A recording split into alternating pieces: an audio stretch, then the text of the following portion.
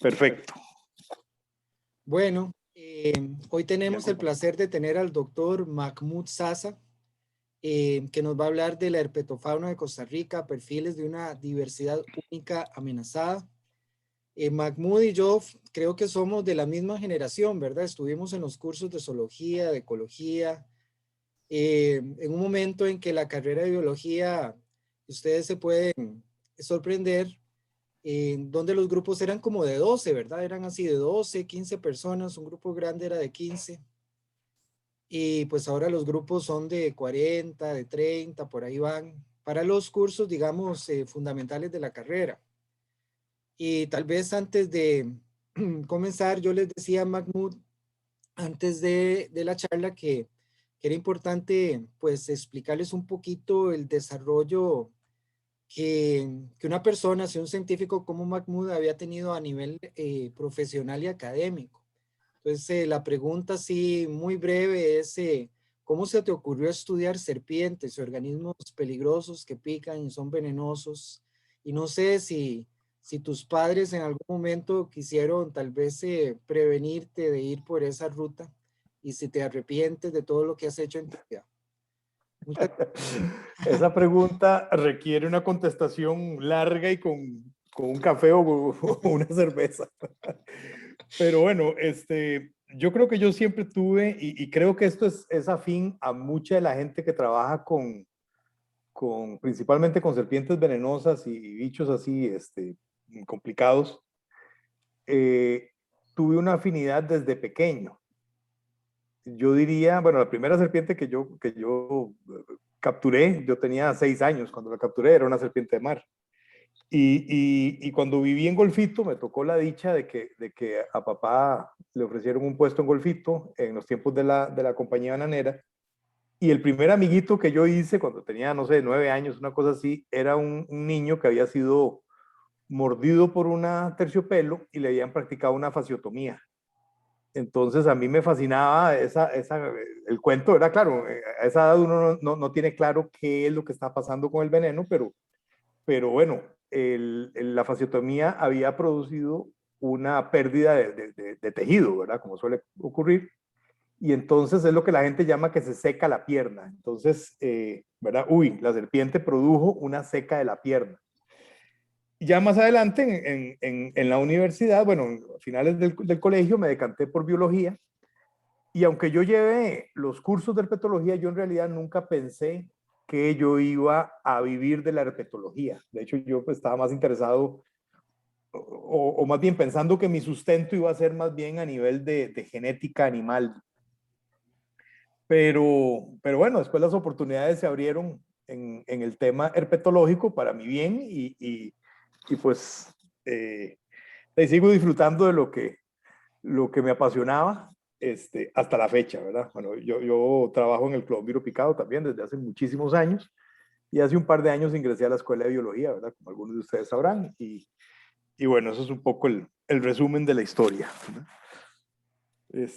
Pero bueno, yo lo que les traía hoy y un poco consciente de que yo desgraciadamente no conozco a los estudiantes y no sé cuál es su bagaje, su interés y su nivel de conocimiento. Entonces, me permití hacer una presentación que tratara de hacer 3 cosas. Bueno, primero brevemente, porque entiendo que el tiempo es limitado y por favor córtenme cuando tengan que hacerlo, porque yo suelo hablar mucho.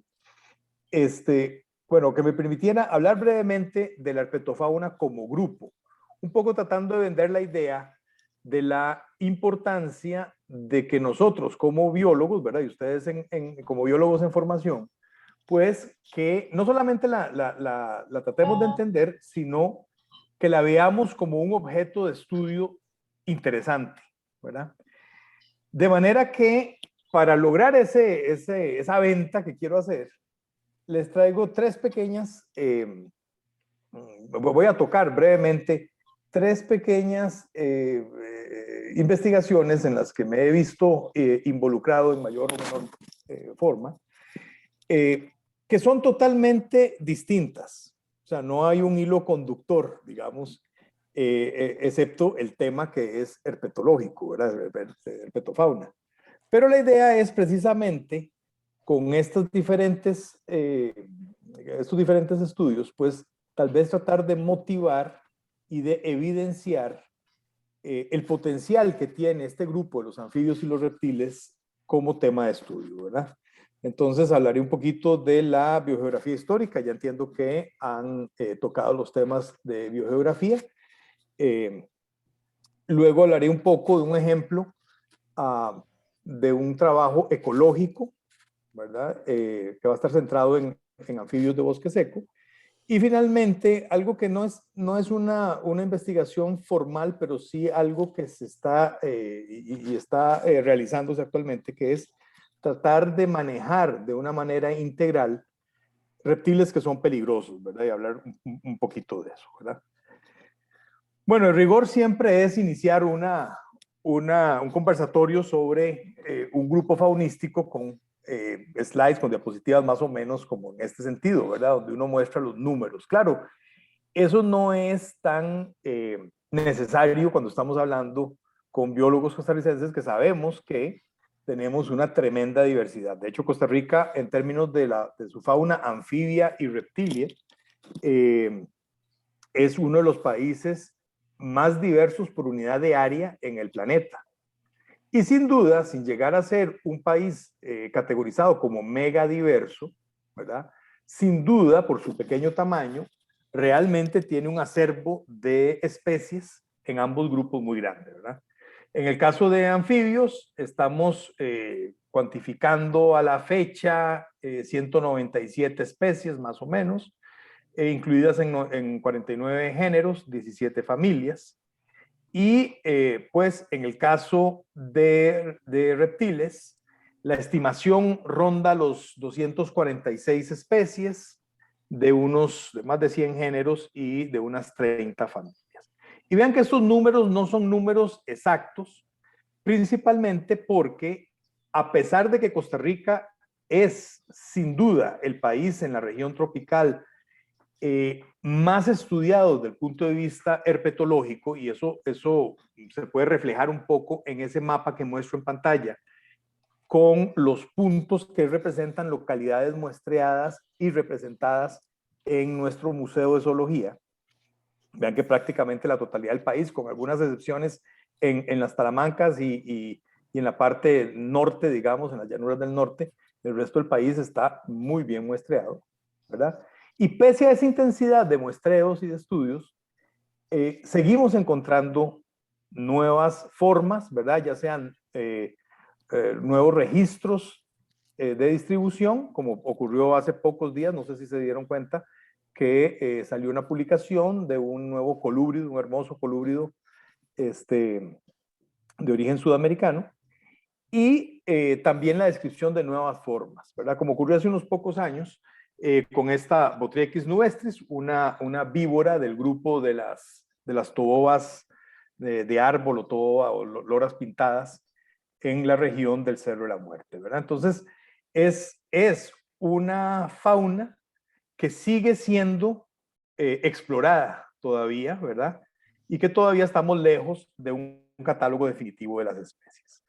Ahora, una ventaja de estudiar anfibios y reptiles, o una de las tantas ventajas, es que tienen vagilidades bajas. Esto es que su capacidad de dispersión es reducida relativamente. ¿Relativamente a qué? Bueno, a otros grupos de vertebrados, ¿verdad? Especialmente mamíferos y aves. De manera que tanto las distribuciones de los organismos como sus ámbitos de hogar son relativamente pequeños, ¿verdad? Bueno, en el caso de la herpetofauna de Costa Rica, pues vamos a ver que un componente importante, tal vez la mayoría de ellas, tienen una distribución que está restringida a la región mesoamericana. Con esto me refiero al sur de México y la región centroamericana. Sin embargo, un componente importante, como se puede ver ahí en ese gráfico de barras, tanto de anfibios como de reptiles, va a estar distribuido en el istmo centroamericano. Es decir, del acúmulo de especies, una porción va a estar con una distribución mucho más restringida únicamente a los países que integran esta región, ¿verdad? Básicamente Costa Rica, Panamá y en menor grado un poquito Nicaragua. Muy bien. Ahora, un segundo porque aquí tengo una dificultad técnica allá, resuelta. El endemismo en anfibios y reptiles es alto, especialmente en anfibios, ¿verdad? Comparado con otros grupos de vertebrados, incluso con plantas vasculares. Esto es, especies que únicamente se localizan, digamos, dentro del territorio nacional, ¿verdad? Un poco ahí nos habla de la necesidad, entonces, de mecanismos adecuados para la conservación de esos grupos, especialmente en el tema de los anfibios, que ya sabemos, y lo vieron ustedes la semana pasada, pues están afectados por una serie de amenazas, ¿verdad?, que los han diezmado. Bien, en términos de su distribución vertical, la mayor parte de las especies son de bajura, lo que no es de extrañar, ustedes saben que son ectotermos, y especialmente en el caso de los anfibios, son organismos que requieren agua, ¿verdad? Requieren condiciones de humedad alta y de cuerpos de agua para reproducirse la mayoría de las especies. Entonces, esto hace que la mayor diversidad de anfibios y reptiles en realidad va a ocurrir en pisos altitudinales bajos y en lugares húmedos, ¿verdad? Entonces, bueno, ahí pongo las diferentes zonas de vida. Bueno, perdón que está en la abreviación en inglés, pero básicamente, si logran ver mi cursor, estamos hablando de bosques de bajura húmedos, bosques premontanos, ¿verdad? Que están en elevaciones intermedias también húmedos. El bosque tropical seco va a tener una reducción muy importante de herpetofauna, pero cuando se ve en mayor detalle, esa reducción viene dada por la reducción de anfibios. O sea, el faltante no son los reptiles, sino el componente anfibio, por razones obvias, ¿verdad? Por la estacionalidad. Y luego, conforme aumentamos el piso altitudinal, pues vamos a encontrar una reducción de ambos grupos, principalmente el grupo de los reptiles. Hay varias especies de salamandras que llegan a las mayores elevaciones del país, ¿verdad? De modo tal que, digamos, la presencia de anfibios en pisos altitudinales mayores es mayor. Bien, debido a esta distribución desigual, algunos investigadores, especialmente el doctor Jay Savage, que posiblemente ustedes han leído y han oído mencionar, es el padre de la herpetología moderna, digamos, de Costa Rica, y además que es un biogeógrafo histórico prominente, ¿verdad? Yo creo que son obligatorias las lecturas de sus capítulos de biogeografía de Costa Rica para todos los biólogos. Él postula que debido a la naturaleza, digamos, de las comunidades que logran adaptarse a los distintos ambientes de Costa Rica, podemos visualizar 5 grandes unidades ecológicas o 5 grandes provincias herpetológicas, ¿no? Que están delimitadas ahí en ese mapa de colores. Básicamente tenemos una primera unidad que está integrada por especies adaptadas a condiciones estacionales, ¿verdad? A ambientes más secos, ambientes séricos, en el Pacífico noroeste del país. Luego tenemos un componente de especies en el pie de monte a lo largo del cordón montañoso, ¿verdad? Que atraviesa el país, de las 3 grandes cordilleras del país, en elevaciones intermedias hacia altas. Y otro componente de montaña también lo constituyen las comunidades de herpetofauna en las zonas más altas, ¿verdad? En los bosques montanos y en el páramo, en la parte de la cordillera de Talamanca, ¿verdad? En la cima de los picos de Talamanca. Y finalmente, dos complejos o dos unidades de herpetofauna muy diversa ocurren en los ambientes húmedos de bajura, tanto en la vertiente Caribe y Norte como en la vertiente pacífica, especialmente lo que sería el Pacífico Sur del país, ¿verdad? Cada uno de estas comunidades tiene sus propias adaptaciones a esos ambientes particulares. Pero no solamente son ensamblajes ecológicos, sino también que hay diferencias en cuanto a la proporción de especies que se originan de las unidades mayores que han aportado los linajes de las especies que vemos hoy día en la región, no solamente en Costa Rica, pero en la región. Y estas unidades históricas son, bueno, por un lado, la neártica, es decir, un ensamblaje de linajes que tienen un origen en el norte, ¿verdad? Como que, bueno, como todas las salamandras, ¿verdad? Que las nuestras, bueno, todas las que entran a la parte tropical de América son de la familia Pletodontidae. Eso es una familia cuyo origen, pese a que radió tremendamente en la región tropical, su origen es norteño. Igual sucede con la familia de las ranas verdaderas, ¿verdad? Ranidae, igual con el sapo borracho y otras formas conocidas, por ejemplo, las cascabeles, las cantiles, ¿verdad? El género Aquistrodon, etc. Estos son elementos, entonces, cuyo origen está en el bloque norte, en Norteamérica.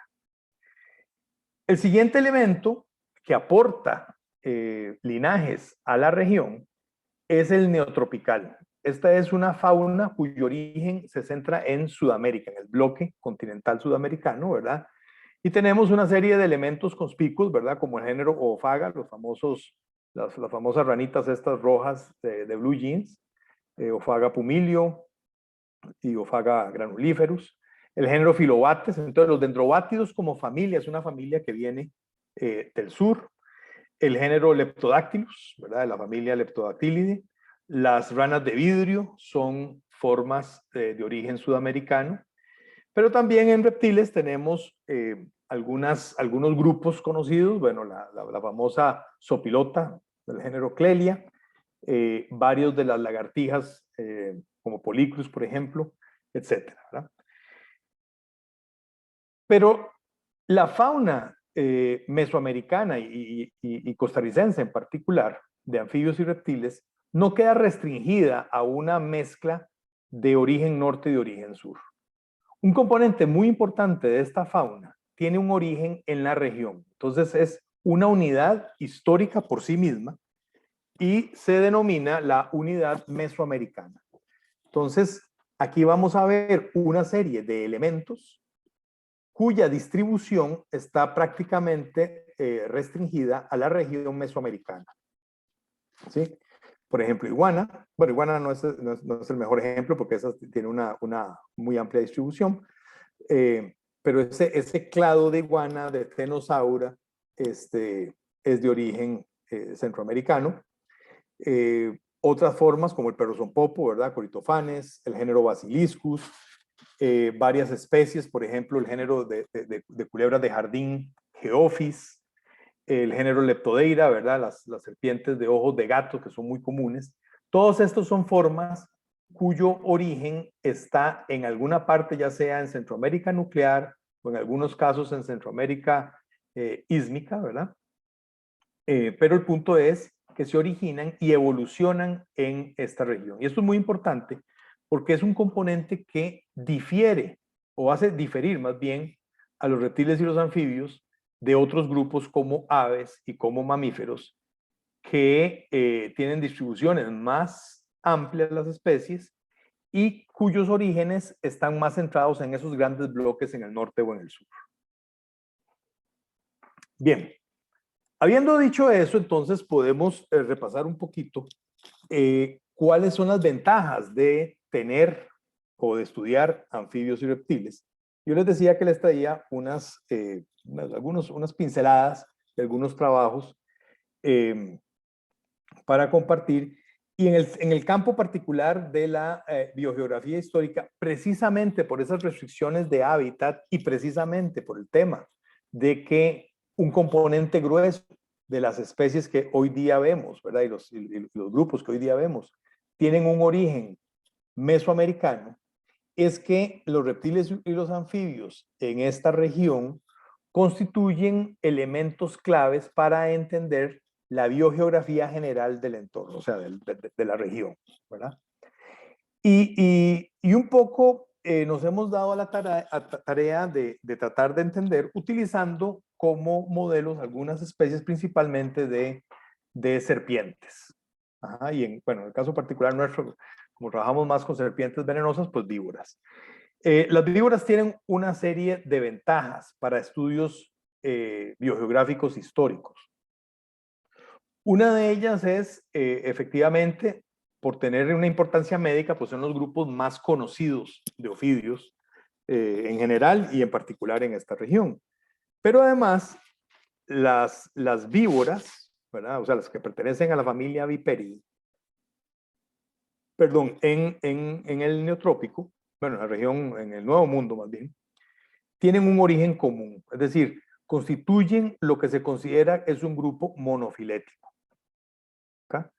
Entonces, esto va a permitir una serie de análisis, como vamos a ver a continuación, muy convenientes, porque no se trata de linajes completamente independientes. Por supuesto que hay afinidades mayores o menores dentro del gran árbol de las víboras neotropicales, pero el punto es que es un grupo monofilético. ¿Okay?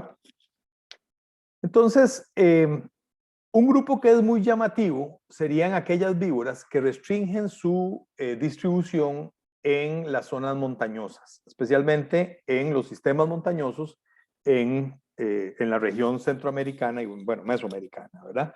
Ahí les estoy indicando en pantalla algunos de los grandes sistemas montañosos en la región, ¿verdad? Bien.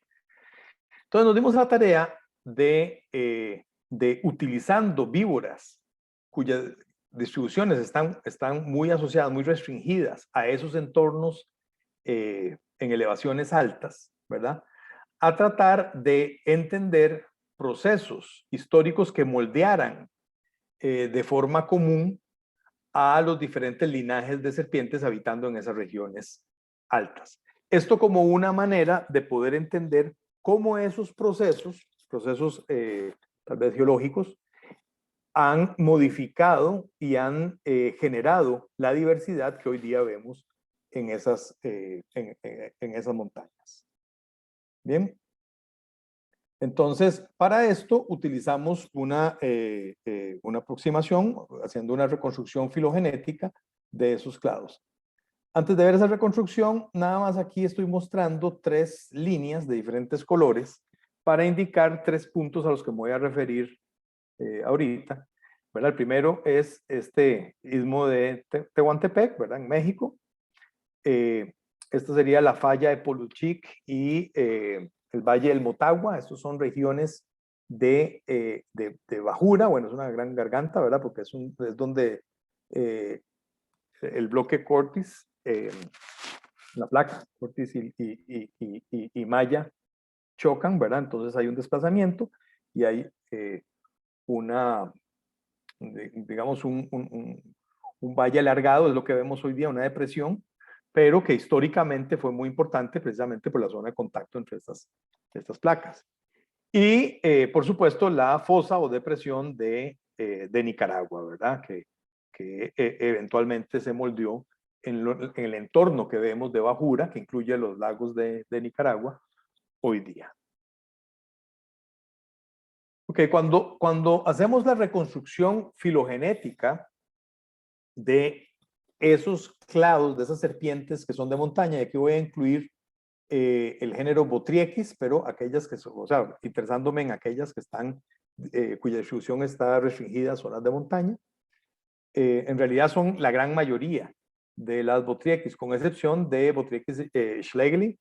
Todo el resto de las especies dentro de ese género se distribuyen en zonas de elevación media o alta. El género Atropoides o ex género Atropoides, hoy día ya este género fue modificado para quedar solamente Atropoides picadoy, pero esas incluyen todas las que comúnmente llamamos manos de piedra. Y el género Cerrophidium, que incluye a las tobobas de altura. Bien.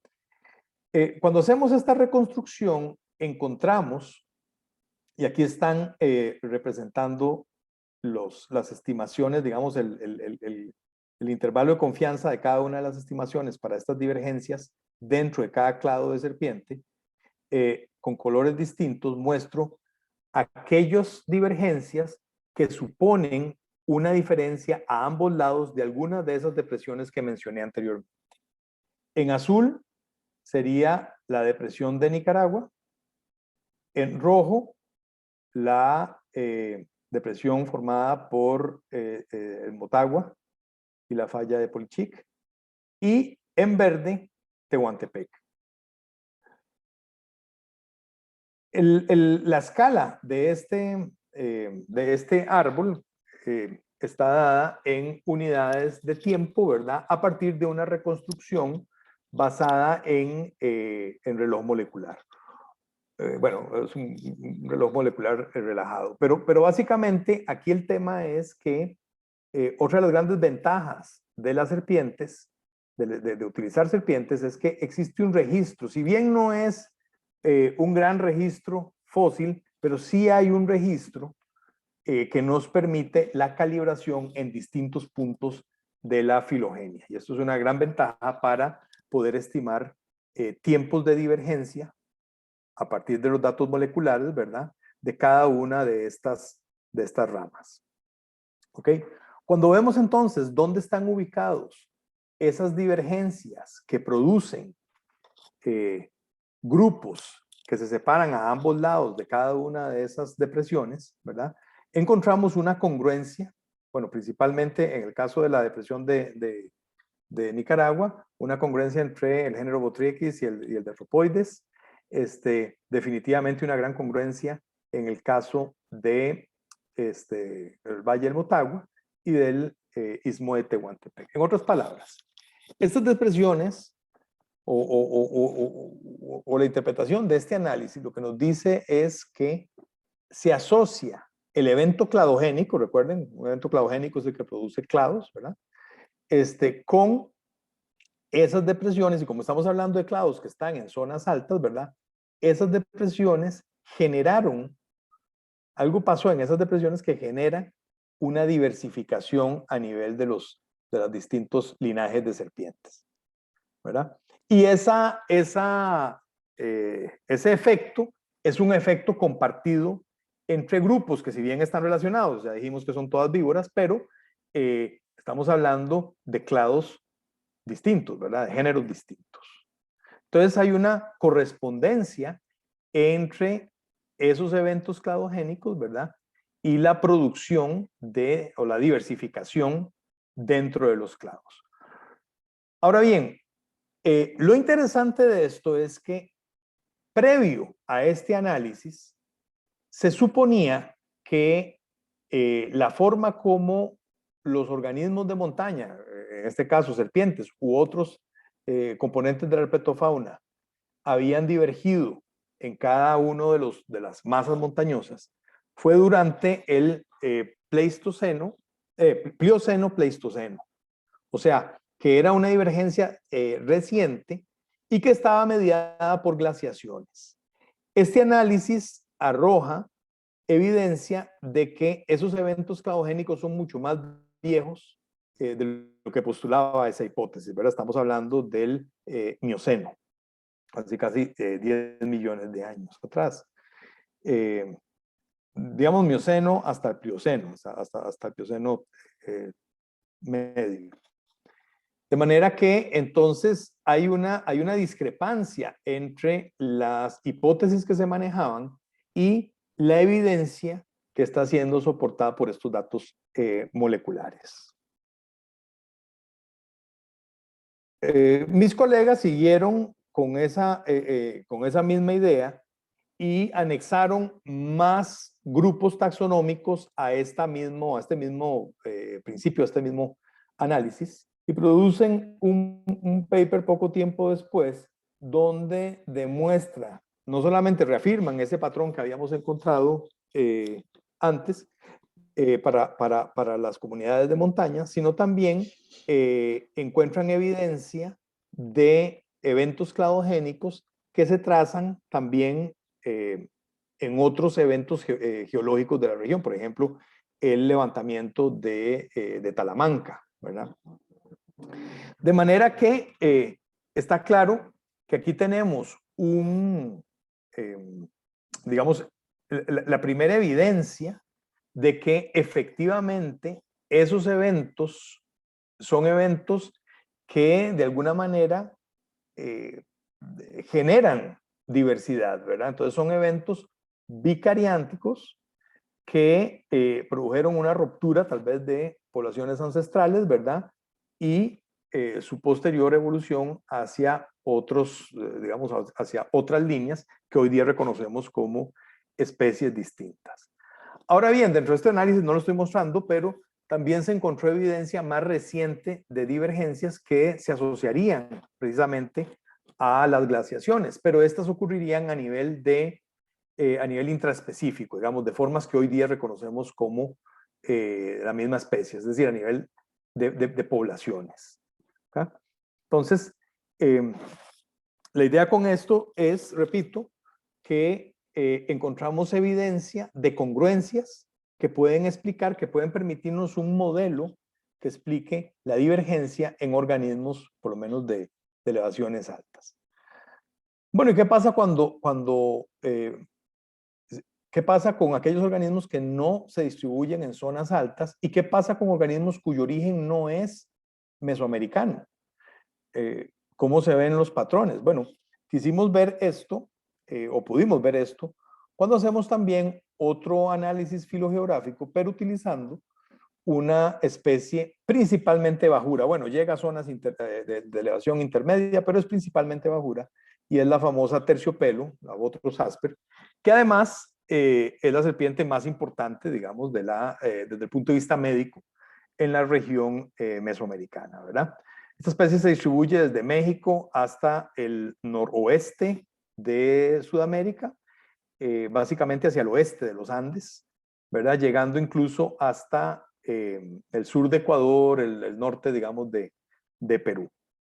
Entonces tiene una distribución amplia y quisimos entender cómo son los patrones de filogeográficos de esta especie, que dicho sea de paso, pertenece a un género muy diverso. Es un género que está compuesto de más de 40 especies, pero estas se distribuyen en Sudamérica. O sea, en Centroamérica únicamente Asper existe. Bueno, hay otra especie en el oeste de Panamá, que apenas llega, digamos, al límite de Panamá, de modo tal que es muy claro que estamos hablando de un organismo cuyo origen es sudamericano. Bien, la reconstrucción que realizamos también con técnicas o con caracteres moleculares, principalmente basados en ADN mitocondrial, nos revela profundas divergencias dentro de esa gran especie que conocemos como la terciopelo, como Asper, ¿verdad? Con dos linajes muy bien soportados, ¿verdad? Voy a llamarlo el clado A y el clado B.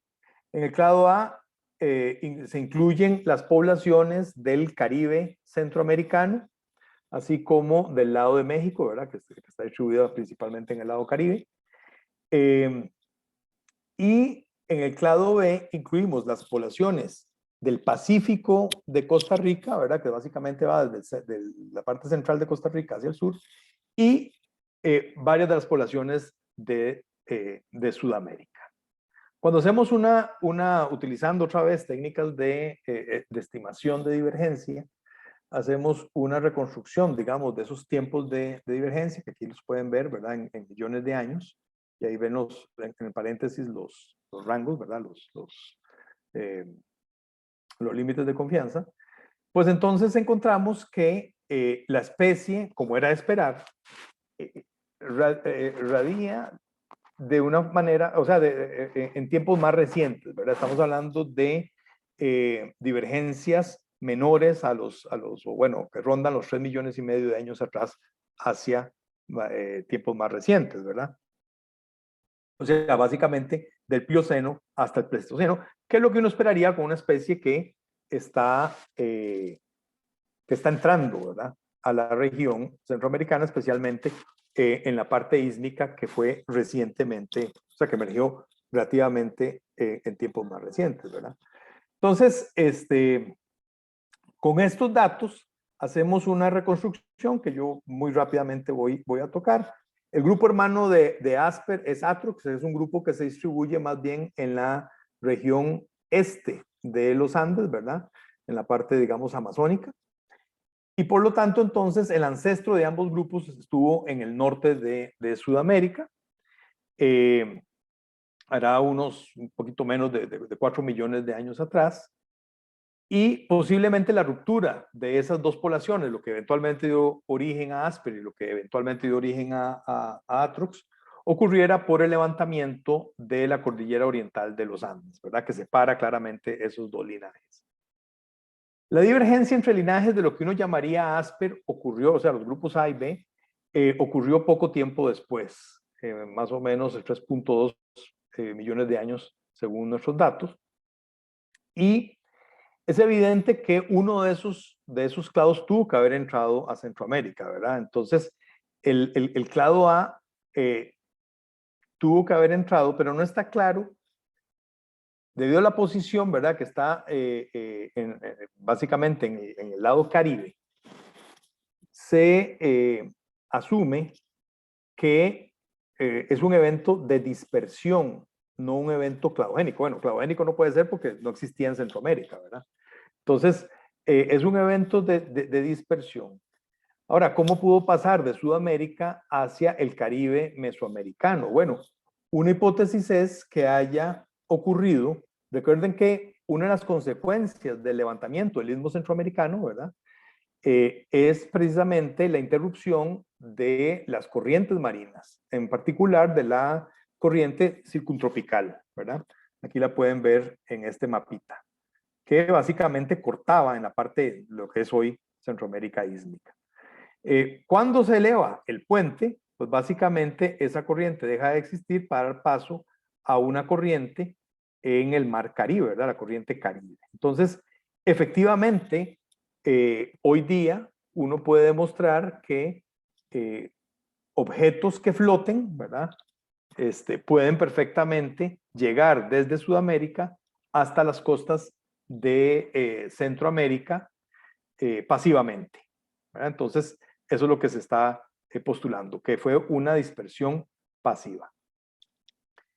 Años después, y de hecho, cuando uno hace la reconstrucción de los estimados de divergencia, de tiempos de divergencia, casi un millón de años después, ocurre una radiación segunda a la región centroamericana que proviene de Sudamérica, ¿verdad? Las afinidades están con Sudamérica, entonces las poblaciones nuestras del Pacífico parecen haber seguido esa segunda radiación, ¿verdad? Esto ocurriría entonces en el Plioceno tardío. Bien, eso significa entonces que lo que estamos postulando son que para esta especie, por lo menos, que tiene una distribución amplia en el Caribe mesoamericano y relativamente restringida en el Pacífico mesoamericano, un proceso de dispersión en dos pasos. El primero, que ocurrió más tiempo atrás, ¿verdad? Básicamente permitió la dispersión, una dispersión que alcanzó la parte del México actual. Y el segundo, que queda restringido a la parte más húmeda de Centroamérica ísmica por el lado Pacífico, que es precisamente Panamá y Costa Rica. ¿Verdad? Bien, y este patrón de dispersión en dos pasos coincide con una hipótesis postulada muchos años antes por el mismo señor, por don Jay Savage, que trataba de explicar por qué hay tantos géneros de origen sudamericano que tienen una distribución muy restringida en Centroamérica ísmica, ¿verdad?, que no pasan de Costa Rica, mientras que apenas unos pocos géneros de Sudamérica efectivamente llegan hasta México, ¿verdad? Entonces, para postular este patrón, él sugería lo mismo, básicamente una dispersión que sucediera en 2 pasos. Y lo interesante es que sus estimaciones, basadas principalmente en la información geológica de la época, era que la diferencia entre estos 2 eventos tenía más o menos 1 millón de años entre ellos, ¿verdad? Entonces vean que coincide mucho con estos otros datos tomados, digamos, de forma independiente. De manera entonces que podríamos concluir de este pequeño análisis que las víboras, ¿verdad?, nos pueden mostrar patrones interesantes. En el caso particular de víboras de montaña, pues los eventos tectónicos tempranos durante el Mioceno y Plioceno temprano, pues parecen haber generado la cladogénesis que eventualmente permitiría la derivación de estos linajes que vemos en las montañas. Y que este patrón de bicarianza, pues pareciera que tiene un origen que va de sur a norte, ¿verdad? Recuerdan que en el gráfico que les mostré, la separación que correspondía a la falla a la depresión de Nicaragua es más temprana en el tiempo que la que corresponde a Tehuantepec, ¿verdad? Entonces pareciera como que va del sur a norte ese patrón cladogénico. Y queda entonces por examinarse como una hipótesis de referencia para otros taxones. Esto fue un trabajo que se publicó ya en el 2010, o sea, han pasado 10 años y poco a poco se está viendo que para otros grupos efectivamente sí se está viendo un patrón similar, ¿verdad? Grupos distintos de organismos. Bueno, mencioné que los ciclos glaciales sí moldeaban la diversidad en zonas altas, pero a nivel más bien intraspecífico. Y bueno, que la hipótesis de los pulsos de dispersión, ¿verdad? Postulada por Savage, aparentemente son sostenidos por la filogeografía de Asper en la región, ¿verdad?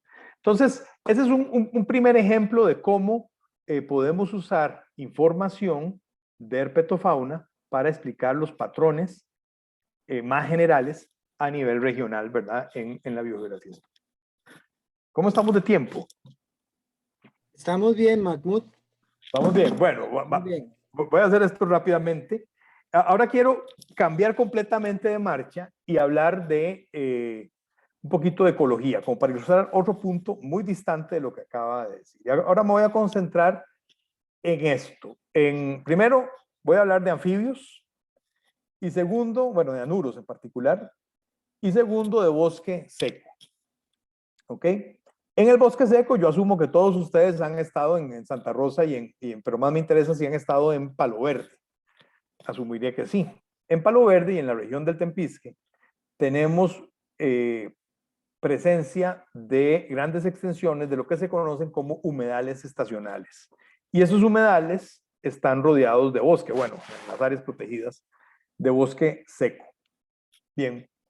La contribución de los humedales usualmente se ve como reservorios de agua, por supuesto, entonces hay organismos que van a utilizar ese agua, pero también como sitios para el mantenimiento de una biodiversidad acuática.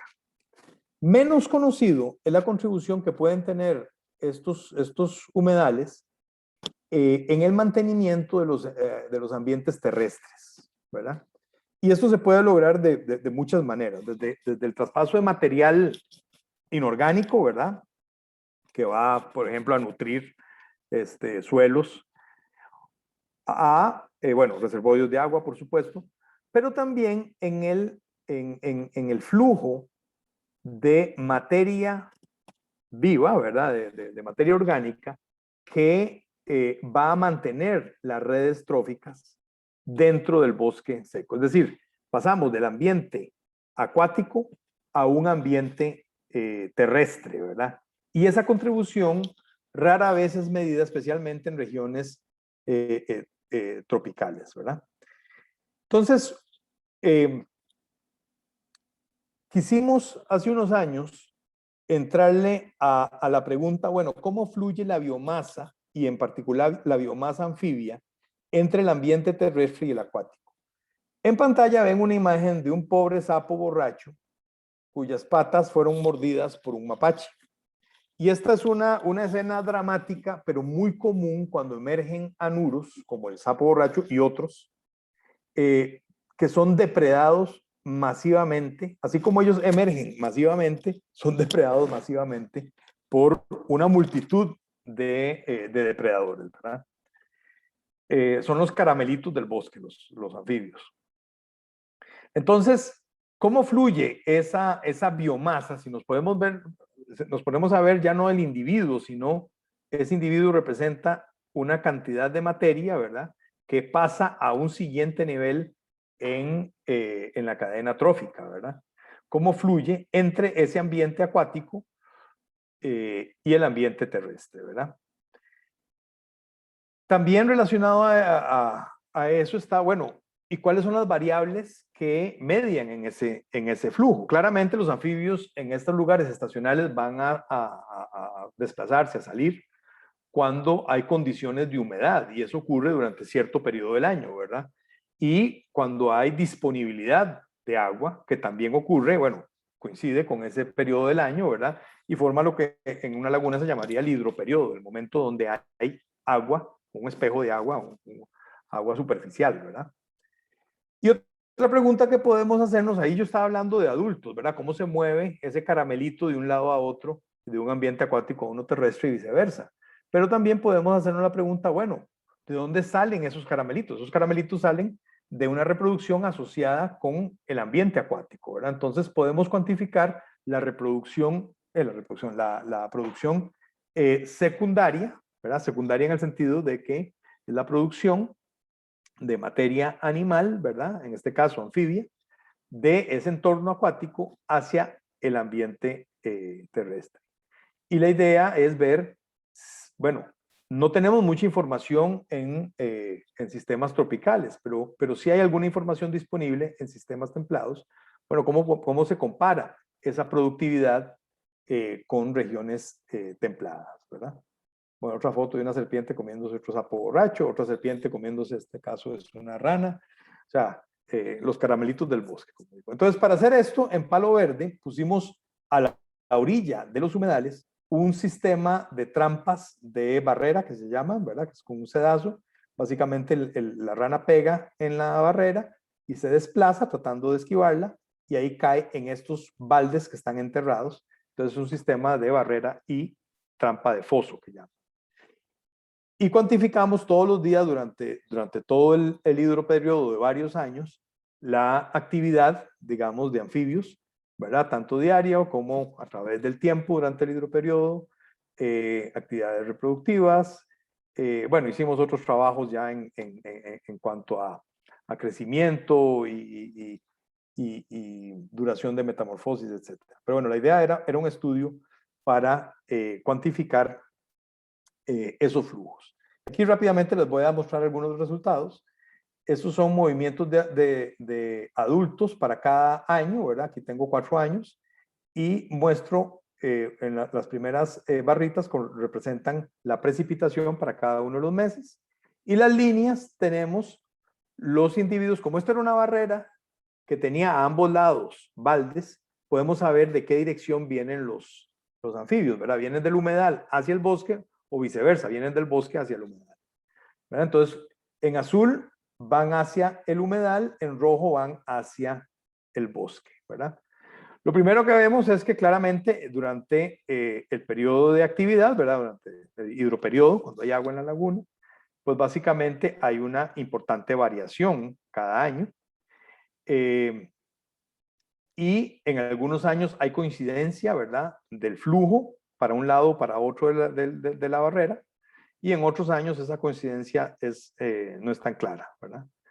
Lo otro que es muy evidente es que cada año difiere notablemente del anterior, ¿verdad? Hay grandes variaciones interanuales. Resulta ser que esas variaciones en cierta medida están mediadas en algunos casos por el fenómeno del niño. Bueno, esto es este año fue un año del niño, el 2009. Aquí tenemos el 2014 y 2015, que en ese periodo pues también hubo un niño importante, ¿verdad? Y vean cómo se desplaza completamente la actividad en este caso hacia los últimos meses del año, ¿verdad? Bueno, hacia los meses más lluviosos, básicamente, septiembre y octubre, mientras que en años anteriores es básicamente al principio de la época lluviosa, ¿verdad?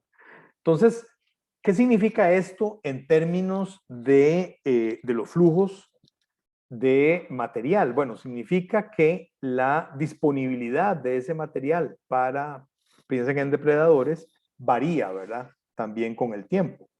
Eso por un lado. Claro, aquí yo estoy hablando simplemente de números de individuos, no estoy diciéndoles qué son esos individuos, a cuáles especies pertenecen. Bien, ahora en este cuadro sí les digo cuáles son las diferentes especies. Aquí tengo a Engistoma pustulosus, Leptodactylus fragilis, etc. Básicamente cada uno de estos circulitos, para cada uno de los años y cada uno de los meses, lo que representa es la proporción de individuos, perdón, esto es biomasa, de biomasa desplazada, ¿verdad? En ese momento. Entonces, otra vez, vemos toda una constelación de círculos de diferentes tamaños, lo que representan los diferentes años, lo que representa una disponibilidad desigual de ese recurso para depredadores. Y algo que, bueno, no se aprecia muy bien con estos datos, pero sí encontramos es que las especies más afectadas son como esta. Esto es Incilus lutkeni, que es un reproductor explosivo. Estas especies básicamente se van a reproducir durante los primeros meses de lluvia. Si la actividad es desplazada hacia más tarde en el año, ese año esos animales prácticamente no se van a reproducir, como lo pueden ver en este cuadro, ¿verdad? En esta imagen, con años donde el flujo de biomasa de adultos es mínimo. ¿Okay? Bien. Y esto en términos de biomasa, ¿qué significa? ¿Qué significa ya en términos de la cantidad de materia? Bueno, aquí está, esto es biomasa húmeda, ¿verdad? Las estimaciones por kilogramo, ¿verdad? Ya sea por trampa, por año, ¿verdad? Y por kilómetro lineal. Pensemos que esto es una línea, ¿verdad? Podemos hacer estimaciones a 1 kilómetro a lo largo del perímetro de la laguna, ¿verdad? Para los diferentes años. Vean los números. 117 en el 2009, 600, esas son las estimaciones de la biomasa que es transferida, que es movida de un lado a otro. Un estudio paralelo que corrimos en ese momento con una especie, con lutkeni, usando radiotelemetría, nos muestra que muchos de estos organismos no sobreviven, o sea, son depredados. Entonces, otra vez, vean esto como transferencia o la disponibilidad de comida para los depredadores, ¿verdad? Bueno, ¿y qué pasa con la productividad secundaria? Igual, hay cambios muy grandes a través del tiempo, ¿verdad? A través de los diferentes años, como lo pueden apreciar en este resumen, ¿verdad? Para cada uno de los años, con las mayores deficiencias precisamente en años del niño, ¿verdad? Entonces, los años del niño efectivamente afectan la productividad en esos entornos. Cuando hacemos los estimados de la biomasa, ¿verdad? Producida por kilómetro lineal o por hectárea, pues vemos que son sustantivas, aunque los números no nos impresionan tanto, ¿verdad? 3.61 kilos por hectárea en un año no suena mucho, o 8.29 kilos por hectárea en un año no suena mucho, pero recordemos que estos son recién metamorfos, o sea, son animales diminutos, ¿verdad? Ahora, ¿qué significa esa productividad, aunque suene tan baja, en términos de lo que sucede en otras latitudes, ¿verdad? ¿Qué pasa, por ejemplo, en zonas templadas con otros anfibios? Bueno, lo que encontramos es que los números que estamos reportando rondan algunos de los números reportados para especies en zonas templadas, ¿verdad? Entonces, pareciera que pese a que son bajos, bueno, también encontramos números bajos en algunas especies de zonas templadas y bueno, también números muy altos, ¿verdad? Pero son las excepciones más que la regla. Aquí tenemos un caso con esta salamandra, Ambystoma tigrinum, ¿verdad? Con una productividad, es decir, los neonatos, digamos, las salamandritas, más de 180 kilos producidos por hectárea en un año, ¿verdad? Versus, digamos, estos números que tenemos aquí con otras especies. Pero bueno, el punto es que el flujo de adultos que van desde y hacia el bosque, ¿verdad? Nos está mostrando cuál es el papel que tienen estos humedales en ese intercambio de materia, ¿verdad? Eso es alimento, si se quiere ver así, que va hacia los depredadores, que son depredadores de bosque. Ese flujo de biomasa, ¿verdad? Está relacionado, bueno, lo mencioné con el hidroperiodo, bueno, también hicimos algunos análisis de otros factores abióticos, pero no solamente puede ser explicado por esto, ¿verdad? Es decir, aunque haya agua en la laguna, si es un mal año, simplemente algunos anuros no van a reproducirse y por lo tanto van a cortarse esos flujos, tanto en adultos como en productividad secundaria, ¿verdad? Ya mencionamos el efecto del niño y esta productividad de biomasa sugiere una contribución que es importante, ¿verdad? Para el ensamblaje de especies en el bosque seco, ¿verdad? Especialmente en términos de esa materia que eventualmente va a entrar en la red trófica de ese entorno. Y con esos números que hemos mostrado, pues que es de alguna manera recuerda a algunas de las especies que han sido registradas en zonas templadas. O sea, no hay nada, no es algo diferente, digamos, lo que ocurre aquí, que siempre se ha pensado que la productividad en el trópico es más baja que en zonas templadas, ¿verdad? Por lo menos con anfibios. Y ahora sí, ¿cómo estoy de tiempo? Porque me volví a perder. Estamos bien, Mahmoud. Ok, voy a hacerlo bien rápido. Nada más quería, con eso que acaba de mencionar, ilustrar otra vez la trascendencia que pueden tener estos organismos, ¿verdad? Reptiles y anfibios, bueno, en este caso anfibios, para el entorno, ¿verdad? Que va más allá de estudiar al organismo tal cual, sino tratar de relacionarlo con el entorno donde habita. Y finalmente quiero terminar refiriéndome muy brevemente a otro componente muy importante. Recordemos que la herpetofauna es fascinante para nosotros, pero para el grueso del público son los organismos más temidos y más odiados, ¿verdad? Especialmente ciertos componentes de esa herpetofauna. Háblese de cocodrilos en este país y háblese de, por supuesto, de serpientes en el resto del mundo, ¿verdad? Entonces, un poco aquí lo que quiero es que reflexionemos un poco qué es lo que está ocurriendo y la necesidad de integrar conocimientos a la hora de abordar problemáticas que generan conflictos. Claramente estos dos grupos, serpientes venenosas y cocodrilos, han generado conflictos. Ahí ustedes ven una noticia que salió hace unos cuantos años, pero que es algo que es recurrente, ¿verdad? Esto es una pobre niña que fue atacada por un cocodrilo en Limón y sufrió una amputación de la pierna. Obviamente esto tiene consecuencias terribles, ¿verdad? En la vida de esta niña. Igual, un hombre es devorado en el Tárcoles, ¿verdad? Aquí las consecuencias son todavía más severas. Y desgraciadamente estas son noticias que son recurrentes cada año. El número de ataques a humanos por cocodrilos no es tan alto, ¿verdad? Si lo vemos en esa gráfica. Sin embargo, sí se percibe un claro aumento a través del tiempo. En los 90 eran muy raros los eventos que se registraban de ataques de cocodrilos y hoy más o menos ronda como un caso, 1 o 2 casos por año. Ahora, cuando uno ve la casuística, estos ataques son muy letales. Estamos hablando de, vean ahí las barras rojas versus las azules, eventos donde la víctima muere,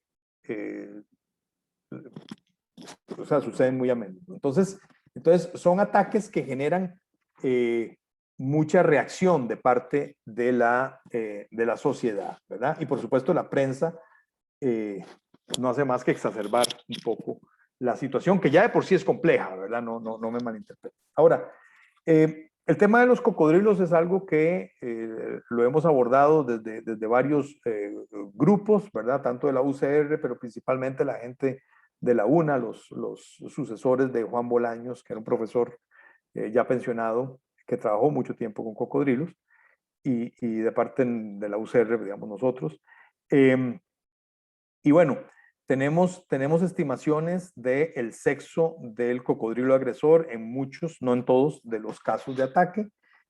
La mayor parte de las confirmaciones, ¿verdad? Porque hay un componente grande de no confirmados, pero las confirmaciones nos muestran que son cocodrilos adultos, grandes, machos, los que atacan a humanos. Y casi siempre estos ataques son interpretados como predatorios.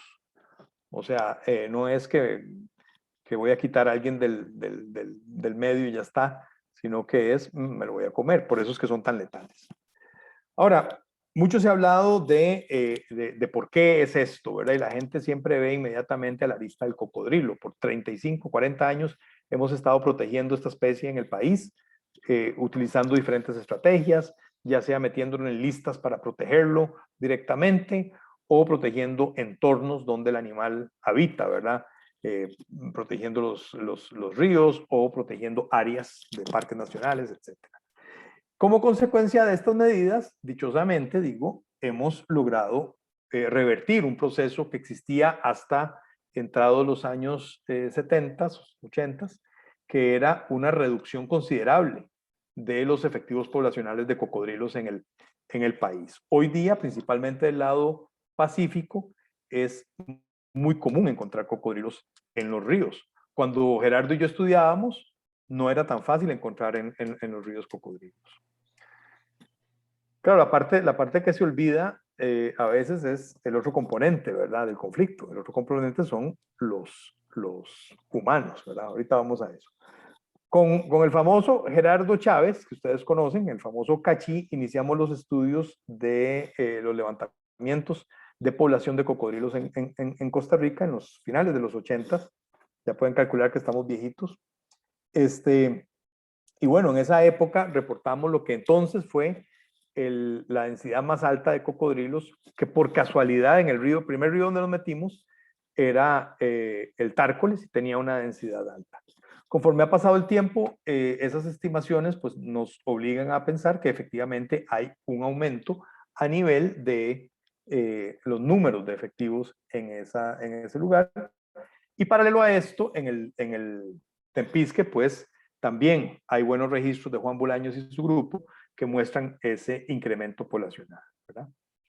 Esta es una radiografía un poco de lo que se conoce del país, principalmente los esfuerzos se han centrado en el Pacífico, que dicho sea de paso es el que tiene las cantidades más altas de cocodrilos, y vean que hay una diferencia notable con los pocos ríos que han sido muestreados en el Caribe. Recientemente salió una publicación que no he incorporado aquí del grupo de Iván Sandoval y Juan Bolaños, que ya muestra mayor cobertura de la región Caribe, pero básicamente lo mismo, o sea, en el sentido de que son densidades muy bajas comparadas con algunas de las densidades que se reportan en ciertos ríos, principalmente el Tempisque, Tárcoles y Coto del Pacífico.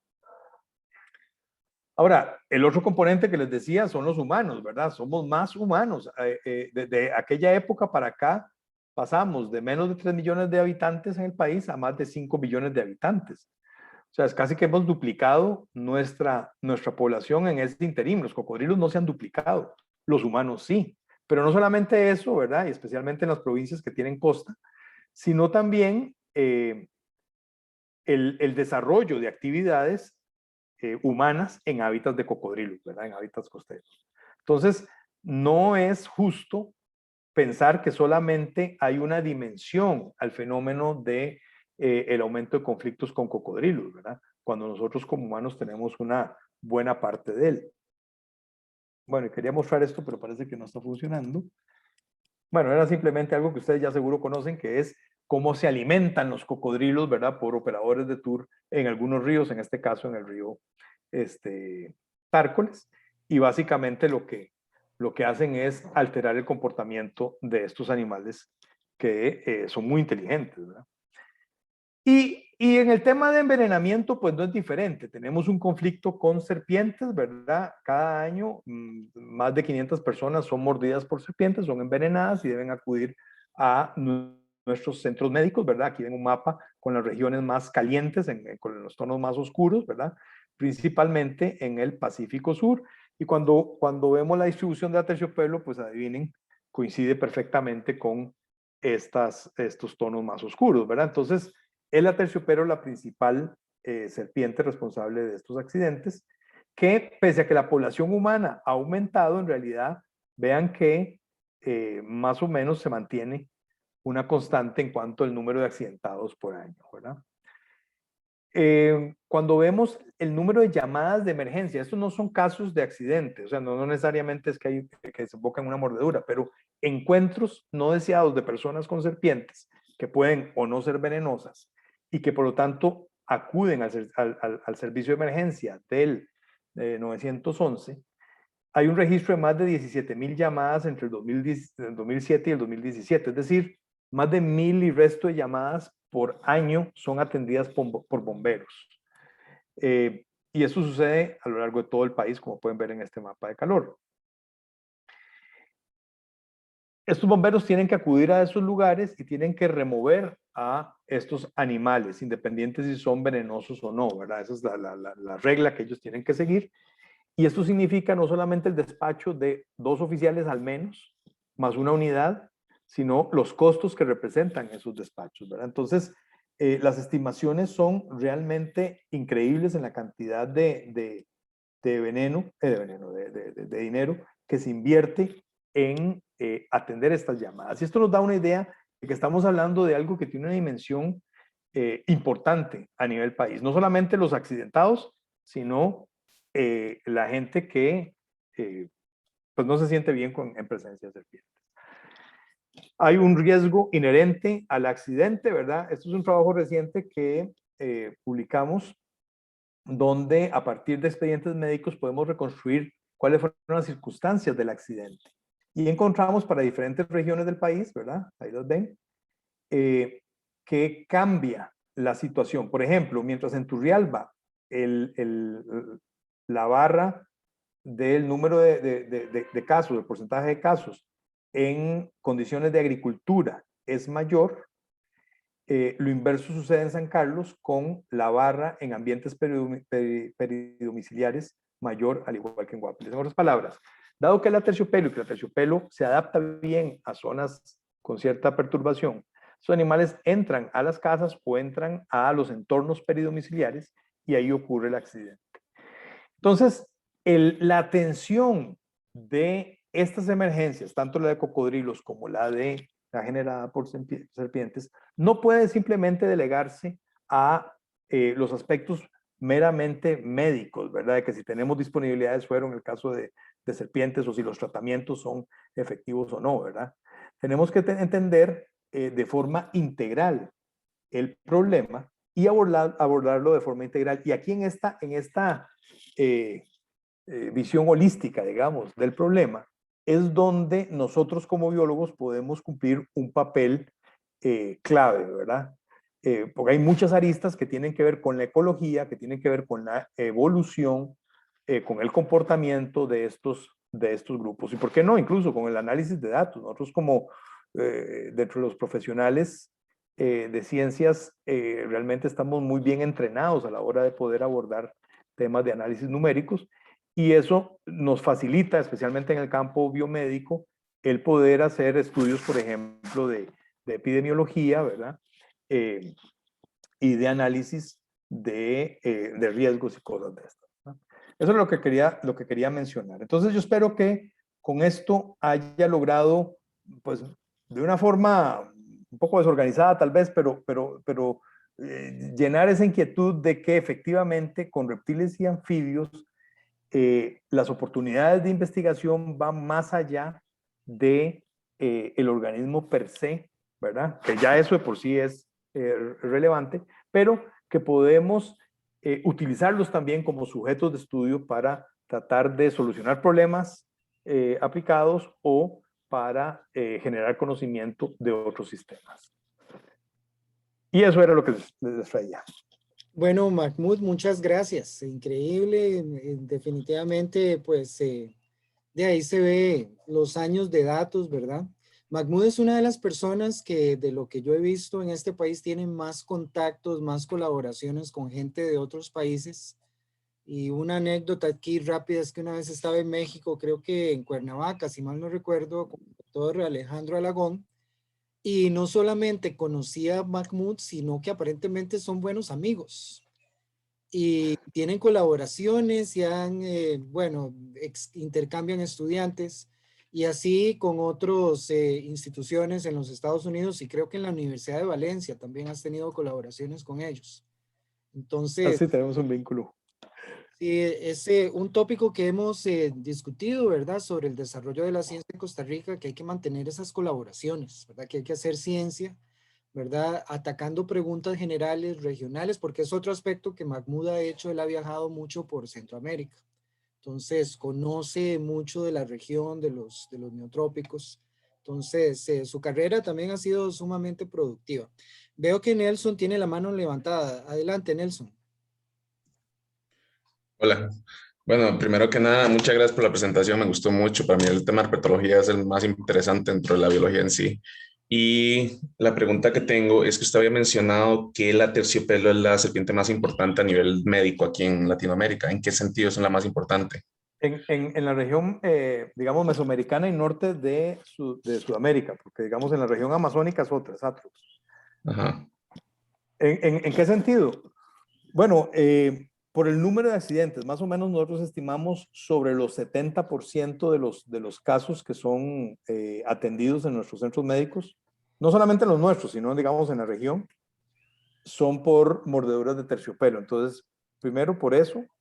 Y bueno, la explicación de por qué es así es por su capacidad de adaptarse a ambientes antropizados, ¿verdad? La cantidad de veneno, estamos hablando de una serpiente que en promedio supera el metro y bueno, puede llegar a superar una hembra grande, puede superar los 2 metros, ¿verdad? Aunque son registros únicos, tenemos récords de 10 cc de veneno extraído, digamos, en un solo individuo.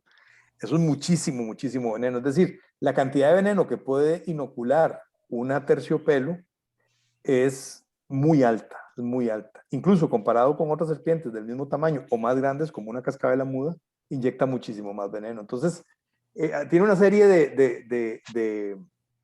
digamos, de características que la hacen por mucho la especie, digamos, que más envenenamientos causa, ¿verdad?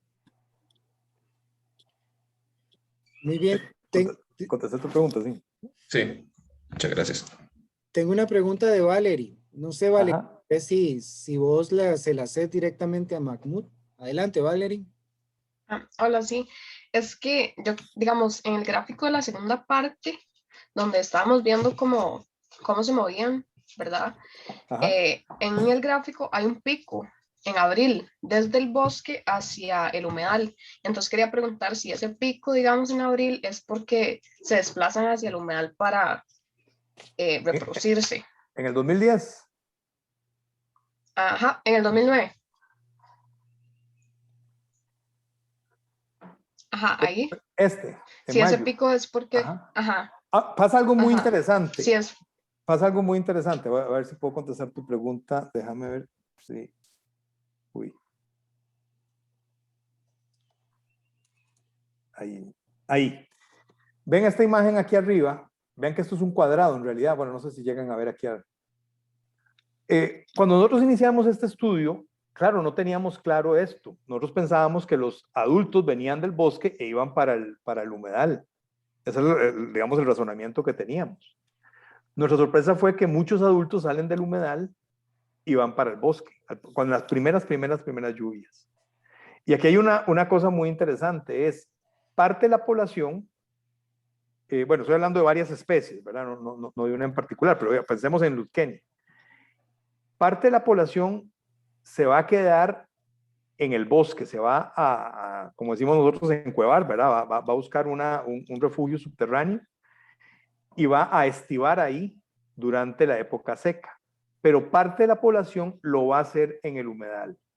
Lo que es interesante es que cuando vemos los datos de los flujos, nosotros no vemos esos grandes números que uno esperaría ver regresando los últimos días conforme se va secando el humedal. O sea, que es lo que uno esperaría, porque si yo estoy poniendo este encierro en verano en el humedal y me espero que lleguen las lluvias y surgen de ahí ranas, quiere decir que esas ranas llegaron ahí en algún momento. O sea, no es una rana que se produjo ahí en la época seca, claramente, ¿verdad? Tuvo que haber llegado el adulto, haberse enterrado y luego surgir. El problema es que nunca hemos visto eso, o sea, no hemos visto los adultos llegar ahí. Eso es parte del misterio que todavía no hemos resuelto. Pero bueno, pero contestando tu pregunta, básicamente un cohorte de la población utiliza el humedal para estivar y otro el bosque.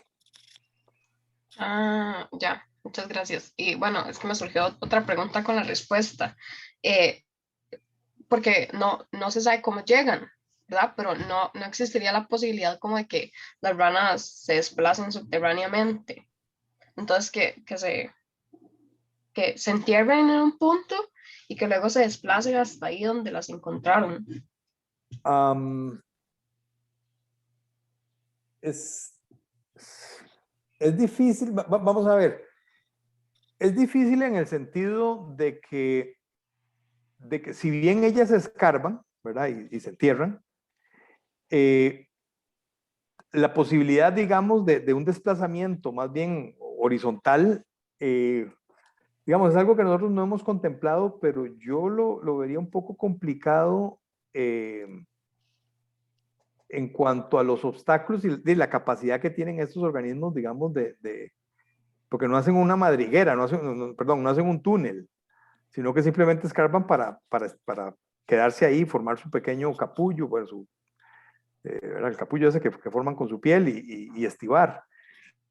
Pero bueno, pero es una interesante posibilidad, ¿verdad? Que se les esté escapando. Ahora, de los datos que nosotros tenemos con telemetría, ¿verdad?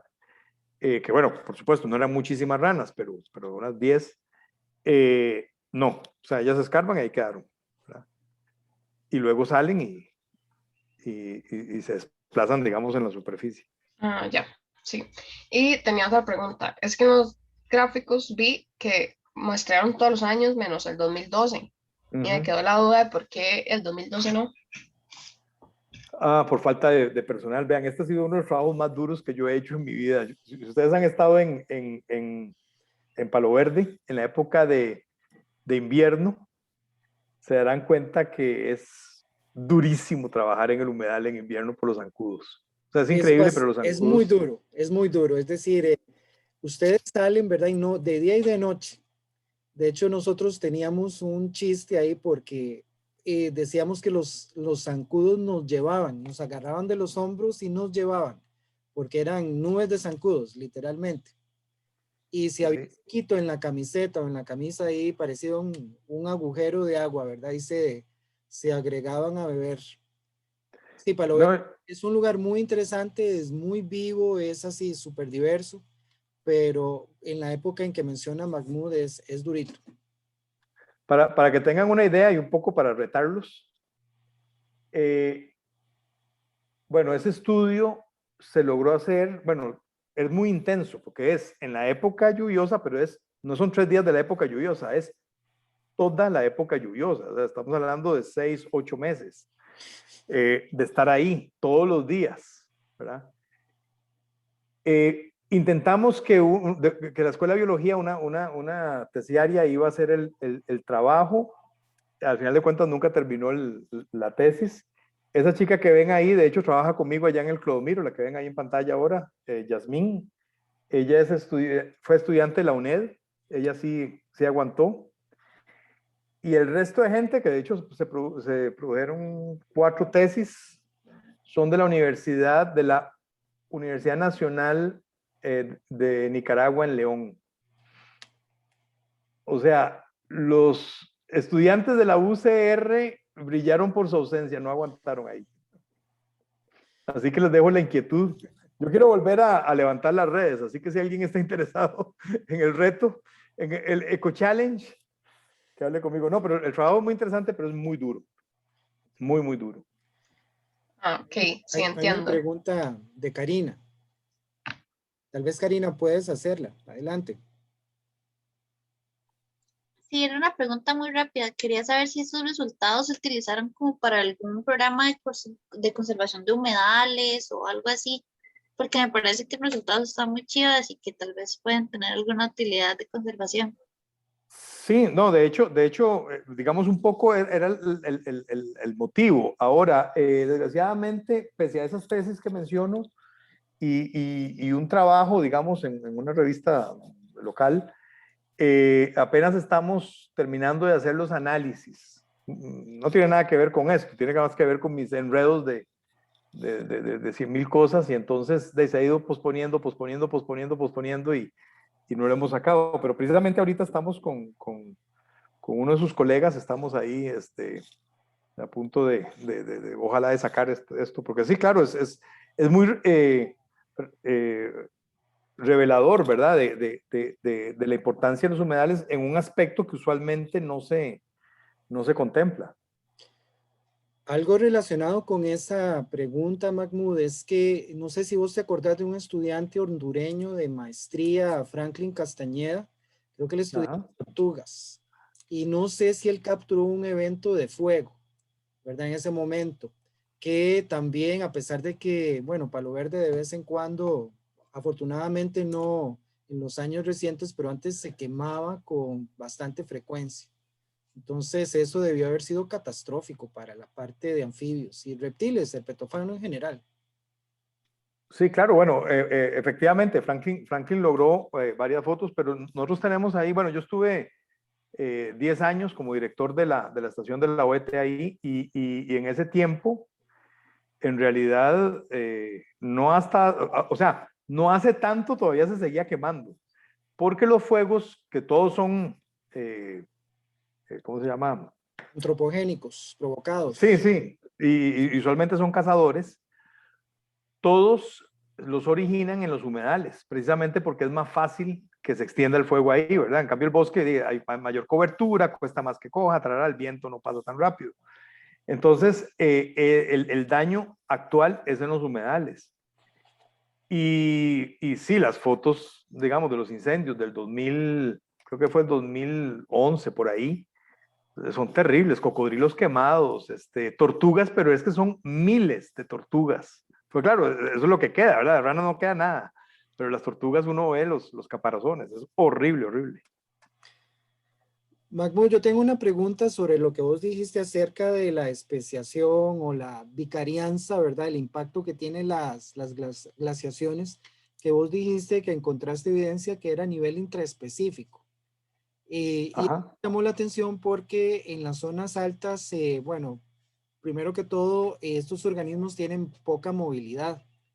Entonces uno esperaría que el microambiente fuera muy importante para determinar procesos de especiación. Y es uno de los artículos que discutíamos para el curso, pues el estudiar el impacto del microambiente es uno de los grandes agujeros que tenemos en el estudio de lo que es el análisis del cambio climático sobre la biota tropical.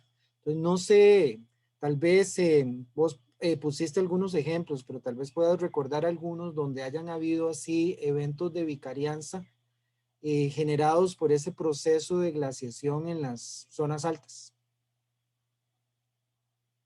Pero a nivel de especies, digamos, de distintas especies. O puede ser a nivel de géneros. Lo que pasa es que esos eventos son más, o sea, como son más recientes, ¿verdad?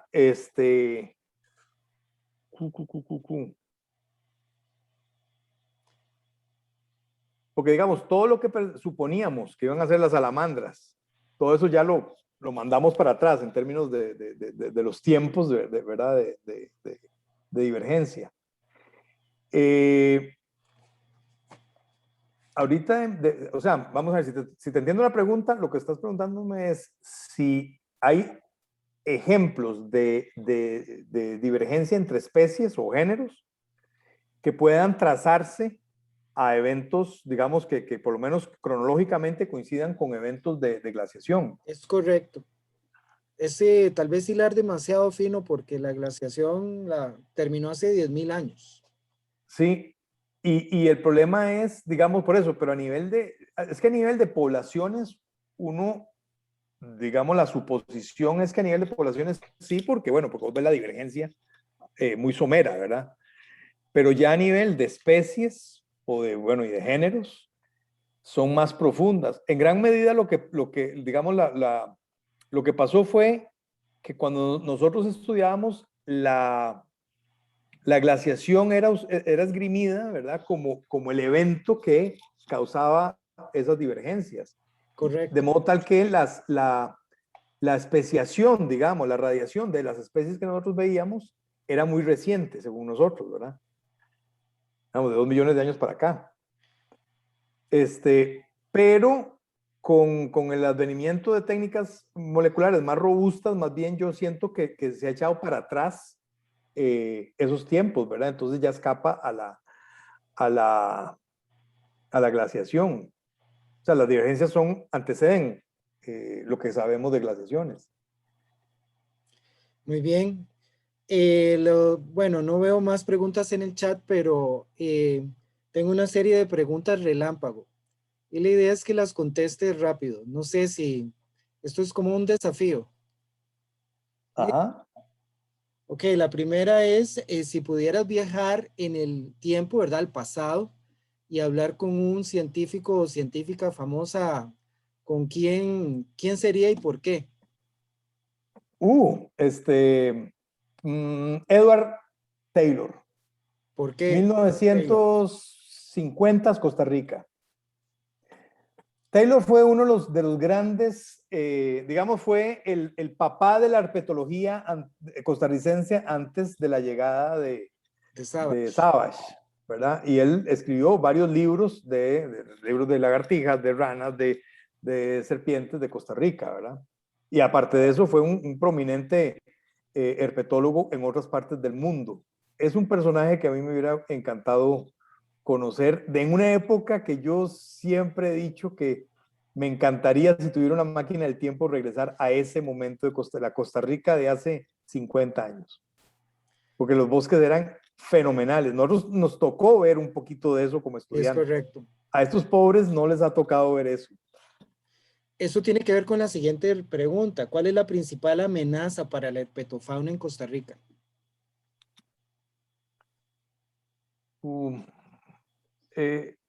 Estamos viendo, y me imagino que Hilbert les habló de esto, una recuperación de algunos de los grupos que se pensaban de que venían Extintos. Sí, extintos o de capa muy caída. sí. Yo diría, no sé si ustedes tocan o han leído el paper de Caldwell y colaboradores de Attrition in the Lowland, de la reducción de diversidad por cambio climático en zonas bajas. Un No, poco la pero idea es... está en el radar. Ya lo vamos a leer. Ok. Que la idea es que las poblaciones de bajura, y ya que eso sí se tenía buena evidencia, que los ectotermos, ¿verdad? Y tropicales no tienen las tolerancias que antes se pensaban que iban a tener a temperaturas más altas, sino todo lo contrario, los rangos, la temperatura crítica y la temperatura,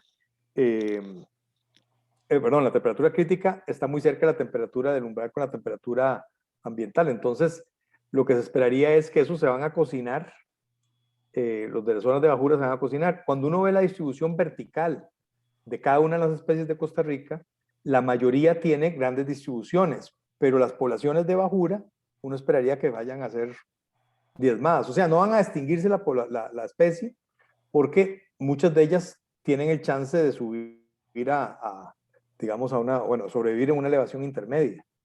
Pero las de bajuras, yo diría que hoy por hoy es esa. Muy bien. Si fueras rey de la selva, o sea, jefe grande, ¿qué cambiarías en la conservación, manejo de la diversidad en Costa Rica?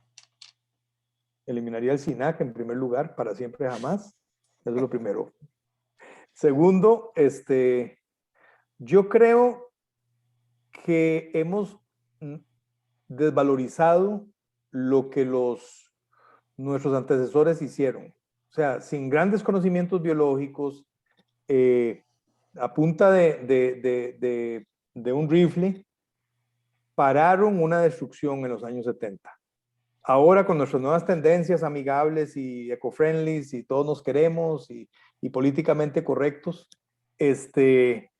acusamos que eso no puede ser así, necesitamos conocimiento, necesitamos involucrar a las comunidades, necesitamos, pero cuando uno se pone a ver realmente lo que tenemos hoy es gracias a que esa gente tomó acciones y no se puso tanto en la pizarra a dar vueltas y vueltas y vueltas, que es lo que estamos haciendo hoy. Entonces, yo haría ese cambio. Muy bien, ojalá llegues a ser rey de la selva, Mahmoud. No, yo no soy políticamente correcto. No creo que llegue a eso. Bueno, no veo más preguntas en el chat y yo creo que ya hemos torturado a Mahmoud por un tiempo suficiente. No queda más que agradecerle, ¿verdad?, el tiempo que sacó para hablarnos y compartir su extenso conocimiento con nosotros. Y yo creo, bueno, tal vez vamos a terminar acá y vamos a hacer un break de unos 10 minutos. Mi reloj dice las 2:35. Nos vemos faltando un cuarto para las 3 para, hacer la discusión del artículo. Y de nuevo, Mahmoud, demasiadas gracias. No, muchas gracias a ustedes y bueno, pasarles ahí mi correo si alguien quiere comunicarse. Claro que sí. Bueno, hasta luego, muchachos. Muchas gracias. Muchas gracias. Muy buena la Gracias. charla. Gracias. Chao.